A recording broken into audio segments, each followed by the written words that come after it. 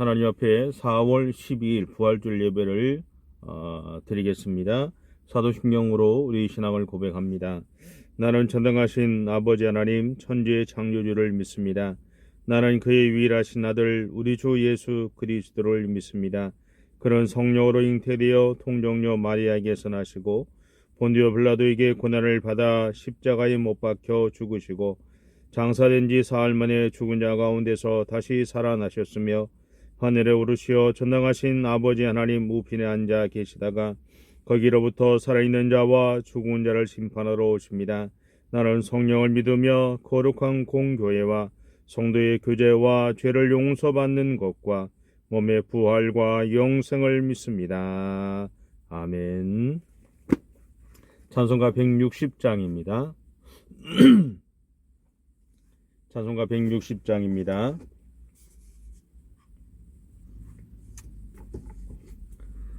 무덤에 머물러 예수 내 구주 새벽 기다렸네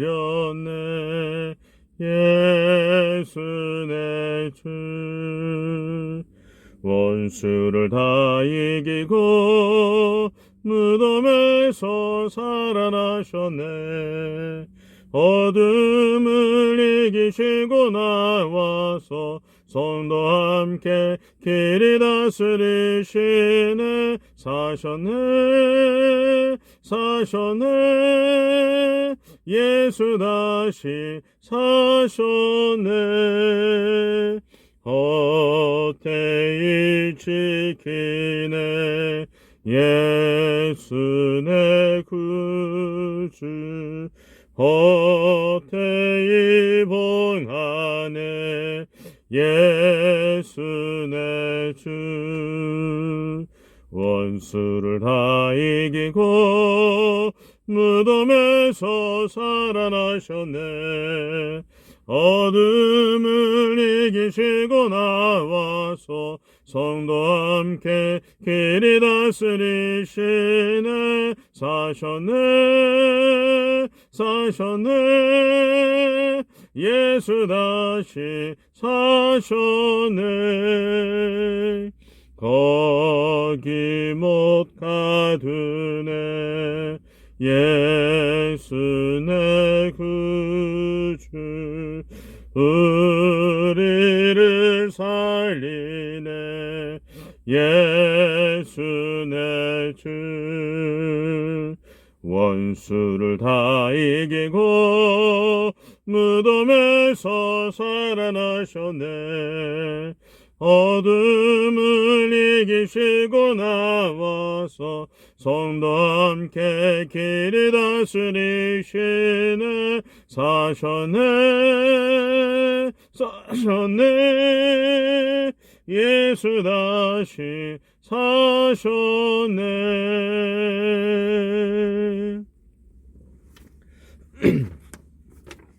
말씀은 누가복음 24장 1절부터 12절까지 말씀입니다. 누가복음 24장 1절부터 12절까지 말씀입니다. 우리 함께 천천히 봉독하겠습니다. 안식 후 첫날 새벽에 이 여자들이 그 준비한 향품을 가지고 무덤에 가서 돌이 무덤에서 굴려 옮겨진 것을 보고 들어가니 주 예수의 시체가 보이지 아니하더라. 이로 인하여 근심할 때에 문득 잘 나가는 옷을 입은 두 사람이 곁에 섰는지라. 여자들이 두려워 얼굴을 땅에 대니 두 사람이 이르되 어찌하여 살아있는 자를 죽은 자 가운데서 찾느냐. 여기 계시지 않고 살아나셨느니라. 갈릴리에 계실 때에 너희에게 어떻게 말씀하셨는지를 기억하라. 이르시기를 인자가 죄인의 손에 넘겨져 십자가에 못 박히고 제3일에 다시 살아나야 하리라 하셨느니라 한데 그들이 예수의 말씀을 기억하고 무덤에서 돌아가 이 모든 것을 11사도와 다른 모든 이에게 알리니 이 여자들은 막달라 마리아와 요한나와 야고보의 모친 마리아라 또 그들과 함께 한 다른 여자들도 이것을 사도들에게 알리니라. 사도들은 그들의 말이 허탄한 듯이 들려 믿지 아니하나 베드로는 일어나 무덤에 달려가서 굽으려 들여다보니 세마포만 보이는지라 그 된 일을 놀랍게 여기며 집으로 돌아가니라. 아멘. 이 부활절 아침에도 함께 모여서 예배를 드리지 못하는 우리 성도들을 향해서 가정 가운데 또 삶에 하나님의 축복하심이 함께 하시기를 바랍니다. 일부는 예배당에서 예배를 드릴 것이고 또 나오지 못하시는 분들은 이 영상을 통해서 하나님 앞에 예배를 드리고 또 함께 은혜를 나누는 시간이 되시기를 바랍니다. 이전에 미국 대통령을 지냈던 조지 부시라는 사람이 부통령 시절에 있었던 일이라고 합니다. 그가 한 번은 소련의 브레즈네프 수상의 장례식에 미국 대표로 참석하게 되었습니다. 그 장례식은 공산당의 관례대로 진행되었다고 합니다. 그것은 모든 것이 거기서 장식된 모든 것이 죽음을 상징하는 검정색이나 또 공산당을 상징하는 붉은색으로 덮여 있었다는 거죠. 이 장례식을 마치면서 마지막 순서에 이 고인에게 마지막으로 인사하고 경의를 표하는 순간이 지난 다음에 고인의 부인이 앞으로 나오게 되었습니다. 그런데 그녀는 품에 간직하고 있던 백합 한 송이를 꺼내서 자기 남편의 고인의 관 위에 올려놓게 됩니다. 이 모습이 그 자리에 있었던 사람들을 좀 당황스럽게 했다고 합니다. 왜냐하면 백합은 전통적으로 러시아 종교회에서 예수님의 부활을 상징하는 것이라는 겁니다.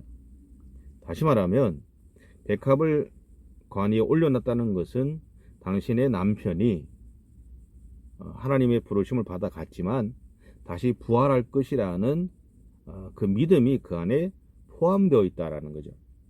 그리고 남편의 시신 앞에서 이 부인은 무릎을 꿇고 하나님에게 기도하기 시작했습니다. 그 순간 그 장례식장은 갑자기 정적에 휩싸이게 되죠. 누구 하나 어떻게 이야기하지는 못하지만 당황스러워하고 어려워하고 이 분위기가 낯설어지는 그런 참 당황스러운 상황이 벌어지게 된 겁니다. 잠시 후에 이 부인은 일어나서 성호를 걷게 됩니다. 이 순간 여기저기서 이 미망인을 따라서 성호를 걷는 사람들이 있었다고 합니다.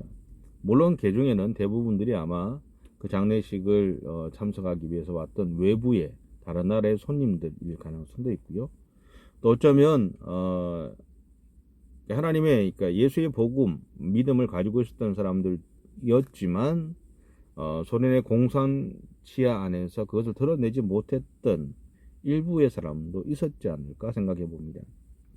그래서인지 이 조지 부시는 나중에 이 광경에 대해서 이렇게 고백했다고 합니다. 제가 한번 읽어보겠습니다. 나는 이 얼어붙은 소련 땅에서 기독교 신앙은 완전히 죽어버린 줄 알았습니다. 그런데 바로 이 순간 부활신앙이 부활하고 있는 것을 목격했습니다. 이 부활에 대한 사전적 의미는 이렇습니다. 그리스도 교회에서 예수 그리스도가 죽은 뒤 다시 살아난 것을 가리킨다.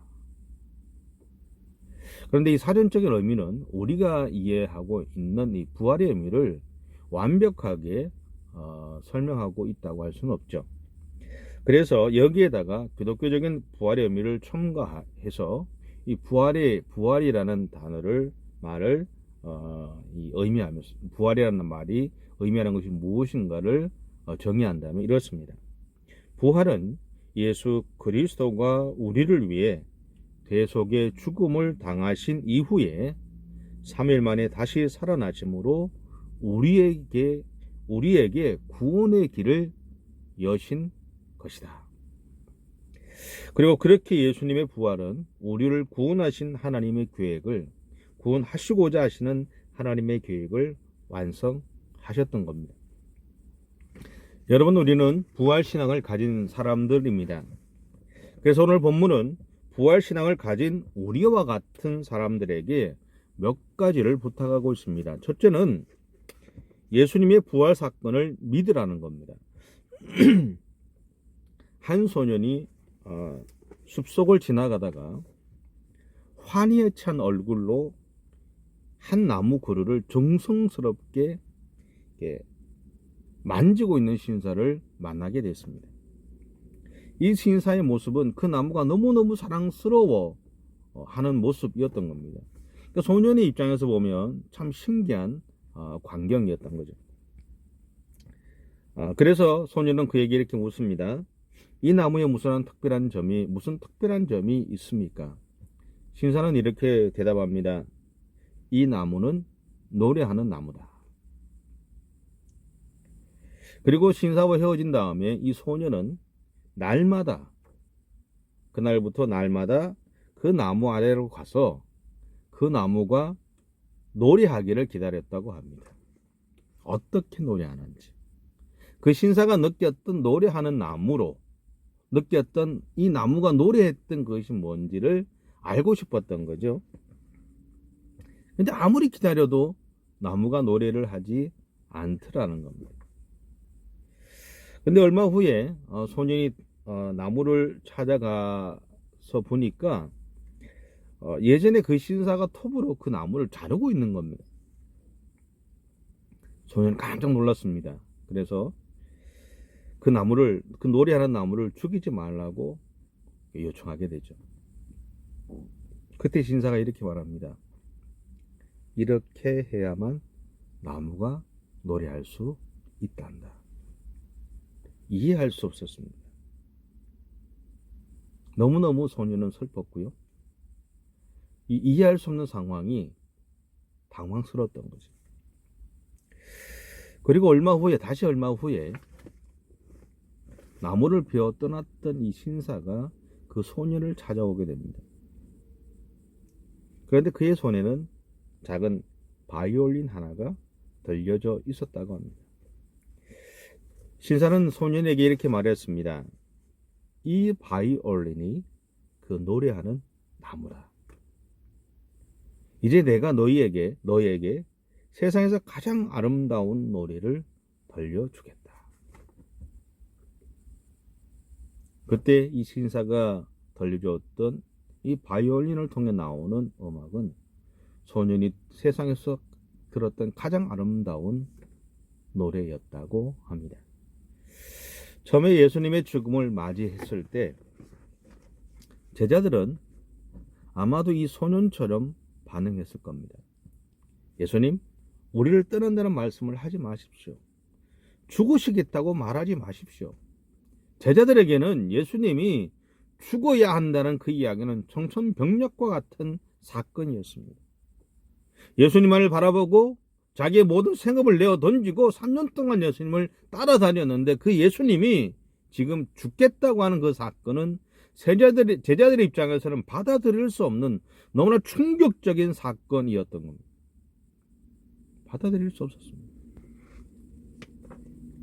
그런데 이렇게 예수님의 죽음을 반대했던 제자들이 부활하신 예수님을 만났을 때는요, 이 소년처럼 아무런 말도 아무런 반응도 믿을 수도 없어 했다라는 거죠. 분명히 예수님이 죽으시는 것을 반대했는데 죽으신 예수님을 본 다음에 다시 살아난 예수님을 보았을 때 그것을 믿을 수 없었다라는 거죠. 그들이 가지고 있는 상식으로는 죽은 자가 살아난다는 자체가 있을 수 없는 자연의 질서를 거슬리는 일이었기 때문에 그렇습니다. 소년이 그 노신사가 가지고 온 바이올린이 음악을 연주했을 때 그 바이올린, 그 나무로 만들었던 바이올린을 통해서 노래가 흘러나왔을 때까지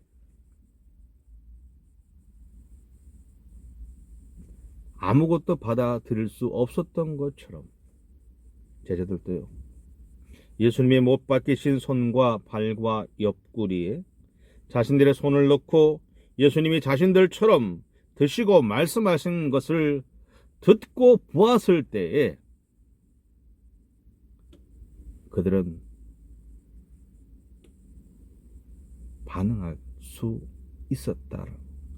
그 전까지는 받아들일 수 없었죠. 제자들에게는 예수님의 죽음도 예수님의 부활도 그 자체로 충격이었습니다. 이해할 수 없었던 사건이었기 때문에 그렇습니다. 그러나 제자들은 예수님의 부활을 경험함으로써 중요한 것을 깨닫게 되었습니다. 그것은 예수님이 그 자신의 죄 때문에 하나님에게 저주를 받아서 죽으신 것이 아니라 제자들 자신을 비롯해서 세상 모든 사람의 죄 때문에 십자가에 달리셨다라는 것. 예수님의 부활은 제자들로 하여금 복음을 더욱 명료하게 깨닫게 만드는 사건이었던 겁니다. 오늘 우리에게도 예수님의 부활하심은 단순히 오늘 또는 원래 부활절이 되었기에, 그리고 교회에서 예수님이 부활하셨다고 가르치기에 믿어서는 안 됩니다. 오히려 우리의 삶의 현장에서 내 안에 참된 주님의 부활하심의 사건들이 경험되어져야 하는 겁니다. 우리는 세상에서 수없이 죽어져 가는 상황들 속에서 다시 나를 회복시키시고 다시 나를 일으켜 세우시고 다시 나를 격려하시면서 이전의 삶으로 돌아가는 것이 아니라 예수 그리스도를 믿은 다음 그분을 향한 믿음의 길을 여전히 달려가기 위해 끊임없이 일어나는 계속적인 부활을 경험하는 삶이 우리의 삶에서 일어나야 한다는 것. 그런데 이것은 내가 죄인이라는 인식에서부터 시작되어집니다. 그리고 예수님이 나의 죄를 대속해 주셨음을 깨달음으로 내가 이제는 죄 사함을 받은 하나님의 자녀가 되었다는 이 현실적인 자각이 바로 나에게 있어서의 예수님의 부활입니다. 이렇게 되었을 때 우리는 예수님이 부활하심을 믿을 수 있고 그것을 전가하는 삶을 살게 될 것입니다. 두 번째로 예수님의 부활 복음을 전하라는 겁니다. 사랑을 실천하다 보면 그 사랑의 깊이가 더 깊어지는 것을 느끼게 되죠. 마찬가지로 우리가 복음에 대해서 배우고 가르칠수록, 전할수록 우리는 우리 스스로에게 복음이 더욱 선명하게 다가오는 것을 경험하게 됩니다. 그냥 우리가 듣기만 하면, 또 눈으로 보기만 하면 우리는 지식적으로 많은 것을 쌓았다고 생각할 수 있지만, 그러나 우리가 진정으로 거기에 모으는 것이 아니라 그 복음을 들고 세상을 향해 나아갔을 때, 그리고 그 복음에 대해서 공부하고 나누고 전하고 살아갈 때 오히려 그 복음이, 예수 그리스도의 복음이 나에게 더욱 선명하게 새겨지게 된다라는 거예요. 복음은 세상을 향해 전해질 때 더욱 그 능력을 발하게 됩니다. 오늘 우리 또한 바로 그 결과물이기 때문에 그렇습니다. 여러분, 세 명의 여인들로부터 시작되어진 예수님의 부활 소식은요, 우리에게도 전해졌습니다. 어쩌면 처음 예수님의 부활하심의 사건을 경험했던 그들 스스로만 봤을지 모르지만 그들이 보았던 그 소식을 제자들에게 전하기 시작하면서 또 제자들을 통해서 수많은 사람들, 수많은 세대를 거쳐가면서 이 복음은 오늘 나에게까지 전해져 있는 것입니다. 또한 우리는 하나님의 용서하심을 받고 부활의 은혜를 누리는 하나님의 자녀가 되었다는 사실들을 기억하십시오. 전하는 사람이 없었다면 내가 전해 받을 수 없었을 것이고, 내가 복음을 전해 듣지 못했다면 내가 하나님의 용서하심을 받고 예수 그리스도를 통해서 구원받았다는 놀라운 이 부활의 은혜를 내가 누리는 하나님의 자녀가 되지 못했을 것입니다. 전하는 자가 있었기에 오늘 내가 존재한 겁니다. 그러므로 우리 안에 이 부활의 신앙을 품고 이 신앙을 전하며 살아가는 저와 여러분의 삶이 되시기 바랍니다. 한 가지 예화를 들고 말씀을 마치겠습니다. 1827년 스코틀랜드의 항구에서 배에 올라탄 노인 목사님 한 분이 계셨습니다. 이분은 성 안드레 교회에서 50년간 말씀을 전했던 라이트 목사님이었습니다. 그는 건강을 위해서 따뜻한 곳에 살아야 한다는 의사의 지시를 따라서 라비에라로 떠나는 길이었다고 합니다. 그런데 첫 번째 기항지였던 프랑스 북부의 항구에서 하룻밤을 자게 되었습니다. 그런데 다음날 아침 출항 시간이 다 되었는데도 이 라이트 목사님이 나타나지 않게 되자 사람들은 그의 여관 방문을 열어보았습니다. 그런데 라이트 목사는 방바닥에 쓰러져 있었다고 합니다. 그런데 책상에는 그 밤사이에 쓴 시 한 편이 놓여 있었습니다. 그것이 때의 저물어 날 이미 어두니라는 제목으로 우리가 부르고 있는 찬송가 481장이 되었다고 합니다. 이 찬송가의 원문을 직역하면 이런 내용입니다. 제가 읽어드리겠습니다. 날은 빨리 저물고 어둠이 짙어가는데 주님 내 속에 거하소서. 아무도 나를 위로해 줄 수 없을 때 오직 나를 도와주실 수 있는 주여 나와 함께 거하소서. 작은 인생은 썰물처럼 멀어가고 땅의 기쁨과 영광은 점점 희미해집니다. 변하지 않는 주님 내 속에 거하소서.